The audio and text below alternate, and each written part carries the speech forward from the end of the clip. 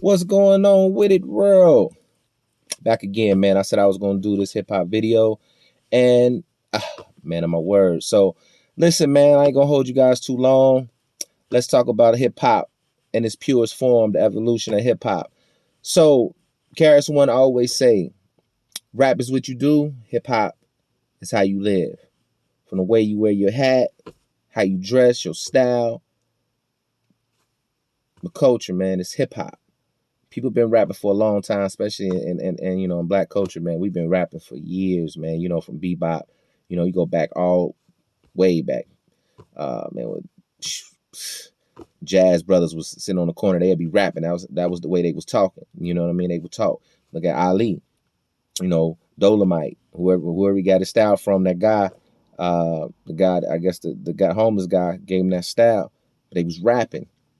Hip hop is the culture, man. How you move, how you know what I'm saying? And I feel like the culture of hip hop really comes from, all our movements in history, from all our fights, all our, struggles, man. You got to think a lot of our fights were youth driven.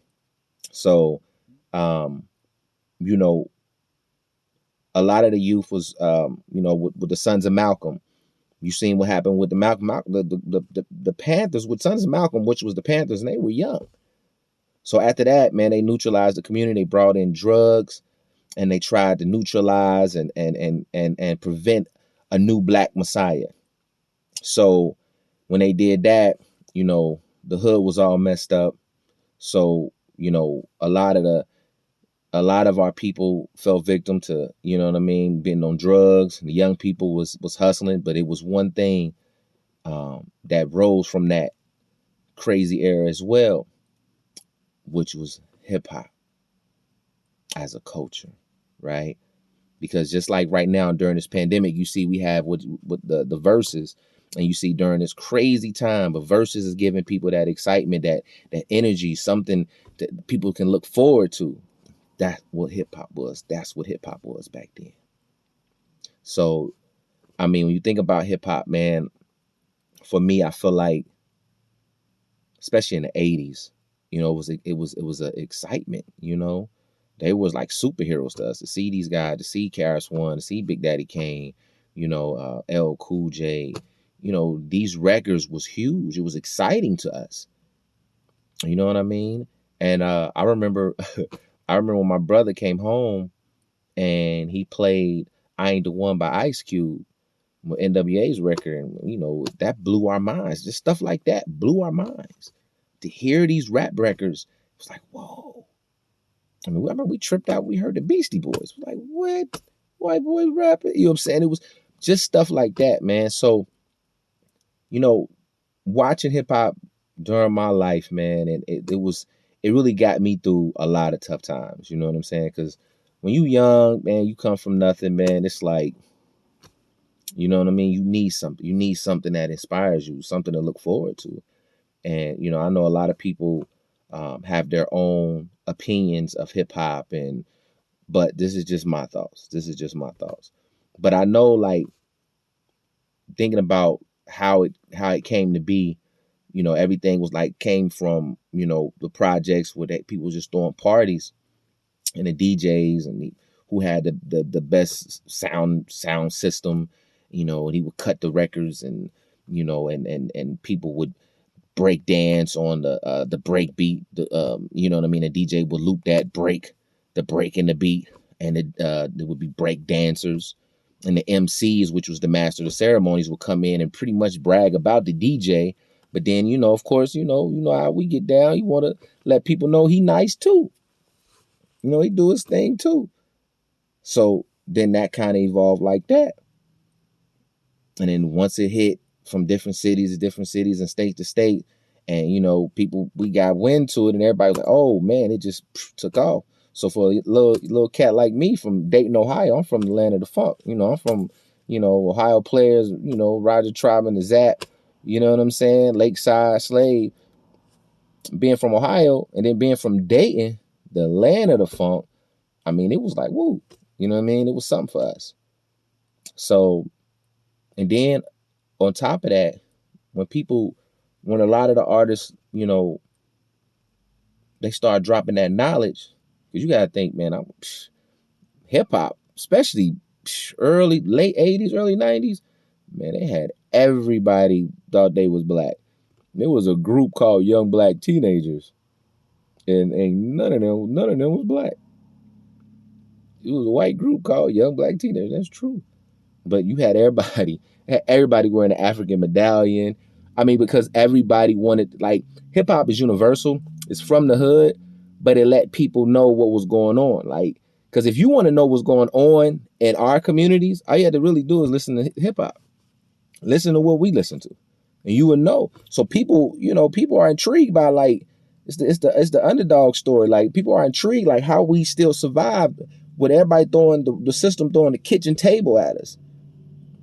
You know what I mean? Like, and we still living. We still surviving.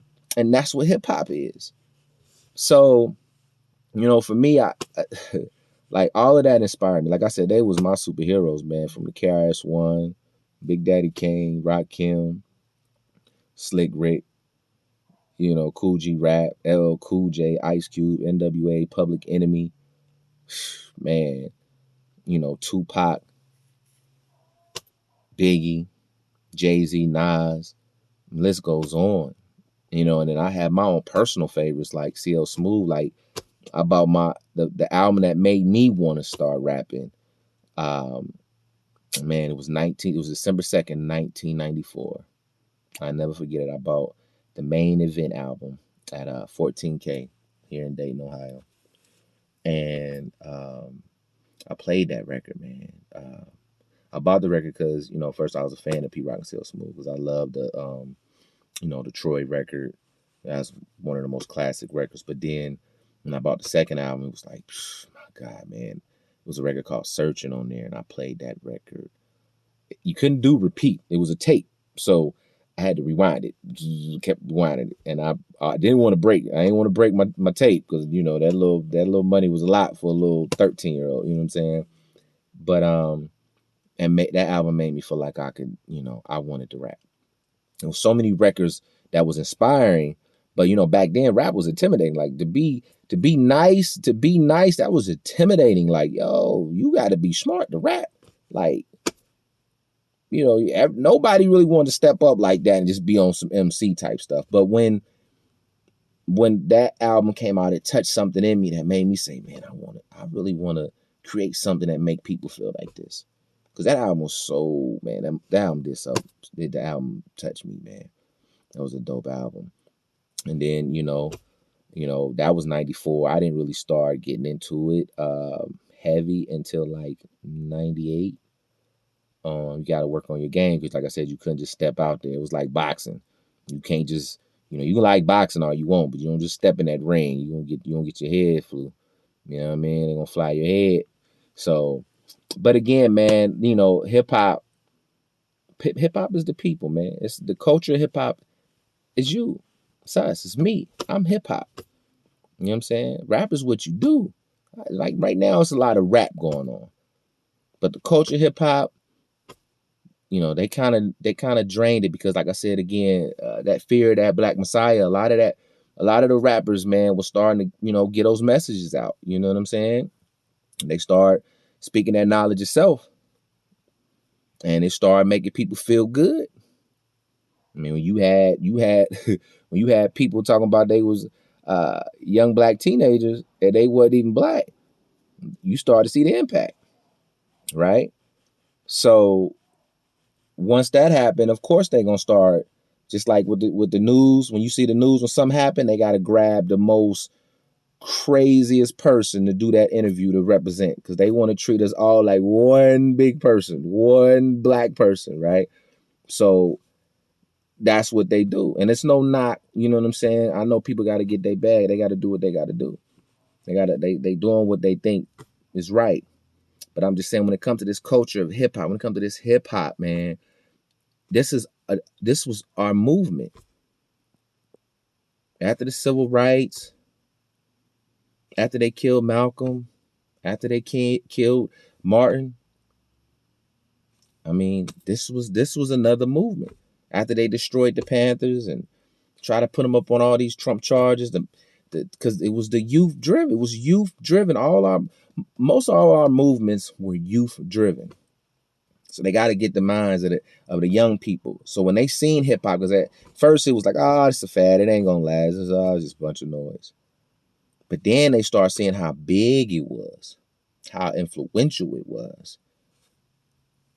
It's like, oh, was 1988, what was the biggest record? 88, 89. Big record was Fight the Power. That's an Isley Brothers record. It was a different sound and everything, but with Public Enemy, Fight the Power, like that was crazy. This is me at 7. I'm hearing this. You see what I'm saying? Then you got 5 years later, you got Tupac, Keep Your Head Up. You got songs like that. You got Cube. Cube was before 93. Like Cube was another conscious, like KRS-One, come on. And your business controls America. Like these are songs that were speaking to people. Be a father to your child. All of these different songs, they were speaking that knowledge of self. And it definitely, you could tell it was a different vibe going out here. Because again, like I said, you want to know what's going on with us, listening to hip hop. Listen to hip hop. Listen to our music. So, of course, they're going to come in and figure out a way to, water it down. Have an agenda with it. Push all of that positive stuff to the side because they got to keep us asleep. Right? But again, man, hip hop is the people. Hip hop is that broken glass everywhere. Right? Just like the message say. Hip hop is syrup sandwiches, Kool-Aid. You understand? Like, we are hip hop. I'm hip hop. I take pride in that. You know what I mean? So yeah, that's my take. Quick take. I ain't gonna hold you like I said, man. But just remember that, man. Young heads out there, man. If you really want to get in this game, man, listen. You really want to be a part of the culture? Go listen to KRS-One. Go listen to Rakim. Go listen to these guys. And play it like, oh, they old when they last hit. That's how when I hear stuff like that, that's how I know you're not hip hop. When his last hit.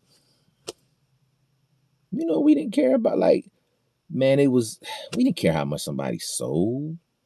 We didn't care if somebody went platinum.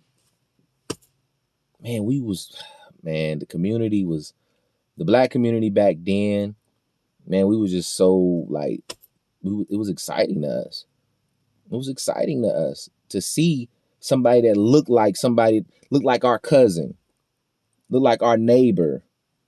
You know what I'm saying? Somebody that we see on our blocks, on our streets that look like us, and they're doing it. We was happy about that, man. So again, man, rap is what you do. Hip hop is how you live. All right? King Talk, K Cap the Don. See that UD, man. That dating, you know what I'm saying? All right, man. Peace.